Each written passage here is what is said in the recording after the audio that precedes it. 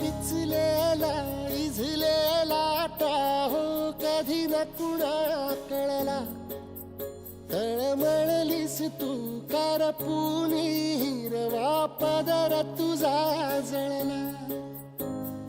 छळ केला पिढी जात तुझा ग उखडून वनराई अपराध किती झाले पण आता शरण तुला आई